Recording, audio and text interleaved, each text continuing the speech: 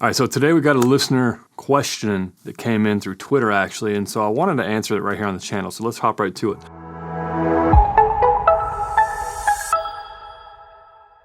The question is from an engineer in another country. I'm not going to state what the country is. I don't want to give too much information away regarding the individual. However, they said that a client had contacted them recently through LinkedIn to perform some work as a freelancer. This will be the first time that they're going to be doing any type of contract work.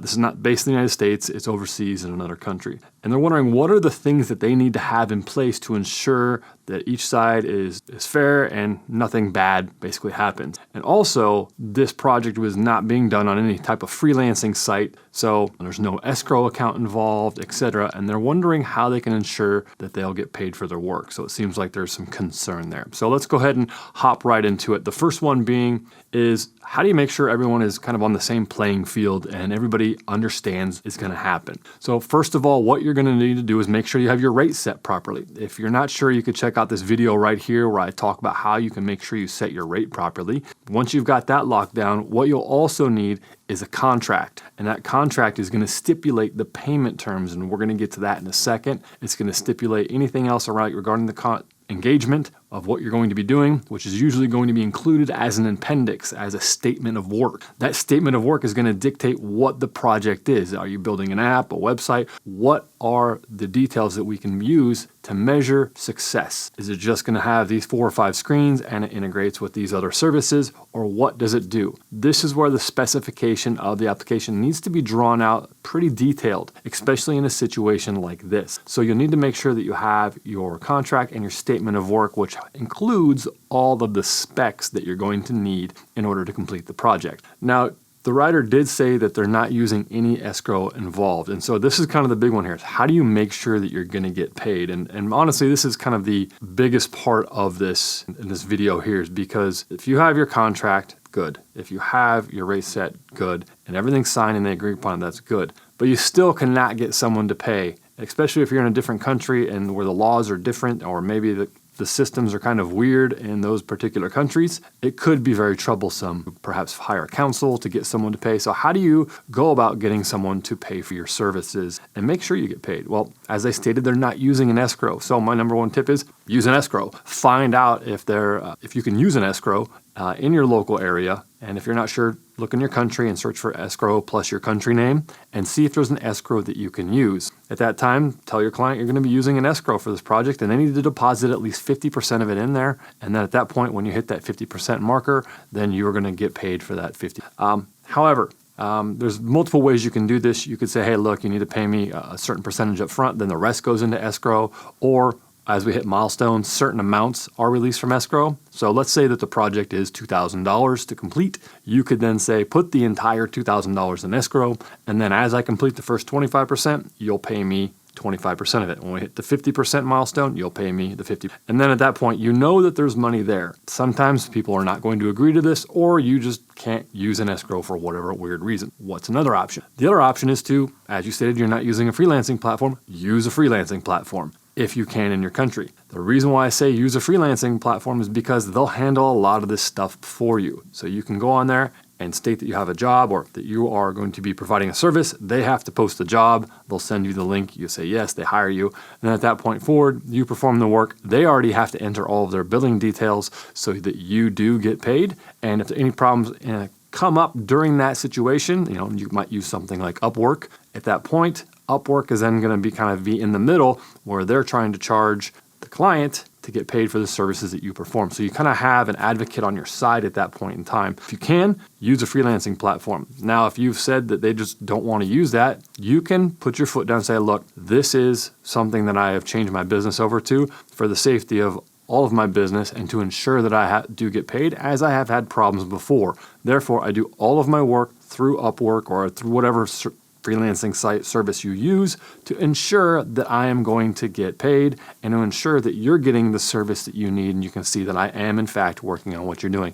It helps both of us, keeps us both on the same page, and that's how I work. Now, if a client gets upset about that and they don't want to do that and they decide to walk, that's going to be on them. However, there's caveats here. if you're working with large corporations, they usually don't work with freelancing sites. They want you to work direct. And usually if you're working direct for a large corporation, you're usually not going to have a problem getting paid. Maybe getting paid on time might be an issue, but you're not going to have a problem getting paid. So usually this is type of a problem for individuals who want to hire you and you're concerned, and I can see that there's a concern already in this message about getting paid. What's the best way? Try to use a freelancing site. So that's an option. Escrow, freelancing site. Okay. What if you can't do that? What if they don't agree to that? So this comes down basically to the last option, in my opinion.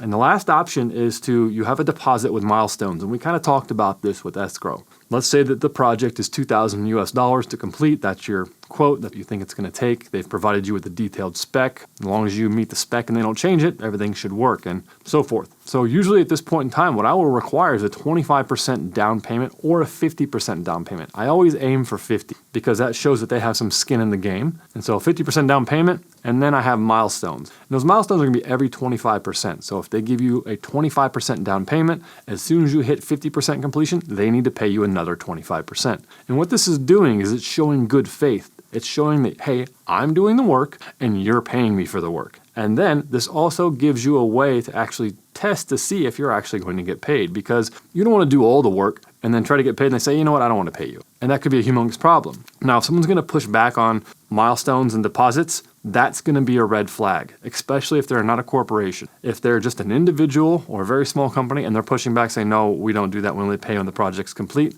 To me, that's a red flag, especially if they're an unknown, unproven company, an unknown individual. I've never heard or seen anything about them. And to me, they're just as familiar as a face off of the street. How am I supposed to trust them? So what this does, it also builds in trust because it shows them, I'm going to do the work I said I'm going to do, and you're going to pay me for the services that I provided. So again, if you're going to do that, it's going to be 50% down payment if you can get it, then another 25% at 75, and then the final 25% at 100. Sometimes you can reel that back to 25% down payment, but I wouldn't take anything less than a 25% down payment at that point in time. It's not really that much of the project, and it shows that they actually have some skin in the game. Now, when you get to 75%, this is where things get tricky though, because at 75%, everything looks good. But then when you get to 100%, that's where changes start coming in. So you need to make sure that your spec is rock solid. And this spec needs to make sure it has all the details you need in it, error conditions, whatever. The spec for the project needs to be very solid. And then if you get to 100 and you say, all right, I've met the spec 100%, I need to get paid for it. And they say, well, we need to make some changes. You say, that's okay, pay me for the 100%. Then I'll estimate how much it's going to cost for these new additional changes. And then we can go ahead and basically repeat this process. So if there's a bunch of changes they need to make, it's going to cost another 50% more. So, okay, we'll do the 25% thing again. I'll work on 25% of that. You've already showed me the last 4 payments. We can rely on each other. When I get to 25% there, you'll pay me there. And then when we finish this additional work, you'll pay me the additional 25%. So that kind of keeps everybody in line. Now, if nobody, or if they decide not to agree to any of that, that's usually got to be the case where you realize, hey, this is not a project I want to take on. And in my opinion, it's going to be too risky because that person is not showing good faith in the fact that they are going to deliver on their promise of paying you. Now, additionally, if for whatever reason the client does not pay at whatever milestone that you've reached and you're just not getting payment, you stop work. You just completely stop the work, reach out to them, let them know, saying as soon as payment is received, we will resume work on your project. You don't want to do continual work on a trust of word basis if they've told you they're going to pay and they're not going to pay. And the reason for this is I've experienced this in real life. I have seen a couple of clients of mine, of consulting clients that I have either worked for or worked with, who have lost over $100,000 to $1 million in income from consulting. How? They were billing. And they had a team of consultants at, an individual or a team of consultants at a particular client. The client would say, we're going to pay you as soon as we get our funding, and it should be any day now, or it should be within the next month. And so you're going on basically trust. You're going on their word that they're going to deliver the payment.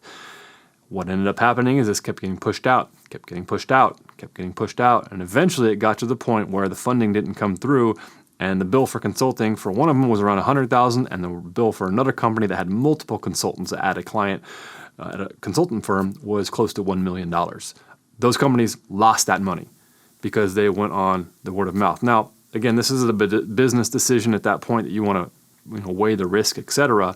However, I do know that one of these companies does not do that anymore, and if certain payment thresholds are not met, they completely pull all their consultants.